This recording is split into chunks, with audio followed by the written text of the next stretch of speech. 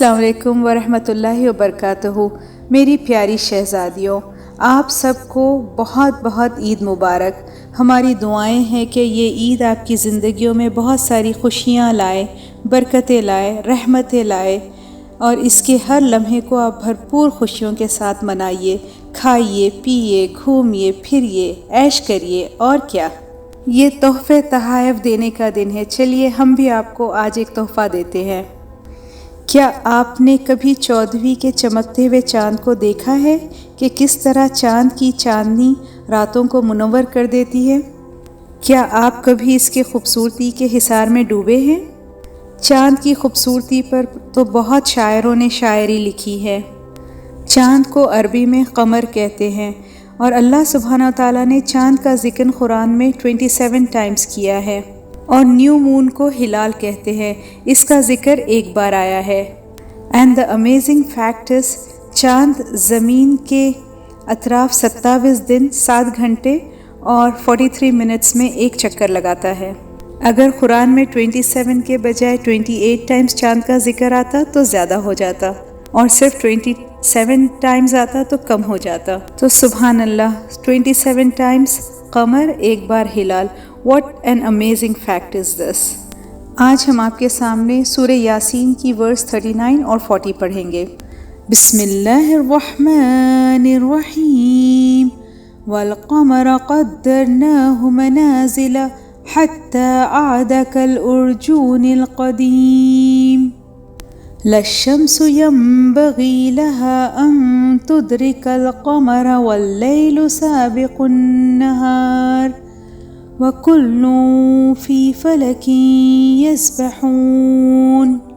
ترجمہ: اور ہم نے بھی چاند کی منزلیں مقرر کر دی، یہاں تک کہ گھٹتے گھٹتے کھجور کی پرانی شاخ کی طرح ہو جاتا ہے۔ نہ تو سورج سے ہی ہو سکتا ہے کہ وہ چاند کو جا پکڑے، اور نہ رات ہی دن سے پہلے آ سکتی ہے، اور سب اپنے اپنے دائرے میں تیر رہے ہیں۔ سبحان اللہ۔ اور سورہ انشقاق ورس نمبر 84، والقمر اذا اتسق۔ اور اللہ سبحانہ تعالیٰ یہاں 14ویں کے چاند کو بیان کر رہے ہیں، اور چاند رفتہ رفتہ بڑھ جاتا ہے اور پورا ہو جاتا ہے۔ اگر ہم سارے مہینے میں چاند کی گردش یعنی its waning and waxing phases of the moon پر غور کریں تو چاند مختلف مراحل سے گزرتا ہے۔ پہلی تاریخ کا چاند بالکل باریک سا ہوتا ہے، اور 14ویں کا چاند بہت ہی خوبصورت اپنے جمال و کمال کے ساتھ ظاہر ہوتا ہے۔ اسی طرح ہماری زندگی کا سفر بھی ہے، کبھی اتار، کبھی چڑھاؤ، کبھی خوشی، کبھی غم، مگر کسی بھی حال میں ہم نے گھبرانا نہیں ہے، حالات کا جٹ کر مقابلہ کرنا چاہیے۔ جس بھی حالات سے ہمیں زندگی میں دو چار ہونا پڑتا ہے، ان حادثات کو ہم بدل نہیں سکتے، لیکن اس کی طرف ہمارا جذباتی رد عمل، ہمارا رویہ، ہمارا ریاکشن، یہ ہمارے ہاتھ میں ہے۔ چاند اپنی طاقت یا کمزوری پر شرماتا نہیں ہے، چاہے پہلی تاریخ کا چاند ہو یا 14ویں کا چاند ہو، پورے شان کے ساتھ ظہور پذیر ہوتا ہے۔ It's elegant show put by the moon over the sky۔ تو ہم کو بھی اسی طرح ہر حالت میں اپنے بہترین ہم کو پہچاننا ہے، اور اس کو پہچان کر باہر نکالنا ہے۔ وَقَصَفَ الْقَمَرَ، اور چاند پر گرہن بھی لگے گا۔ دیکھیے جیسے چاند پر گرہن لگتا ہے، اسی طرح ہمارے بھی زندگی میں حادثات سے ہمیں دو چار ہونا پڑتا ہے، ایسے حادثات جو ہمارے ہاتھ میں نہیں ہوتے، اور اس تکلیف میں لگتا ہے جیسے پیروں کے نیچے سے زمین نکل گئی، لیکن چاند گرہن ہمیشہ تو نہیں رہتا، پھر چاند دوبارہ سے ظہور پا لیتا ہے۔ تو ایسے کمزور وقت میں جب ہمیں بے بسی کا احساس ہو رہا ہے، تو اس وقت اپنے آپ کو پہچاننے کی ضرورت ہے، ہمارے پاورز، ٹیلنٹس، اسکلز، اسٹرینتھ کو اکٹھا کرنے کی ضرورت ہے۔ ہر رات کے بعد صبح ہے۔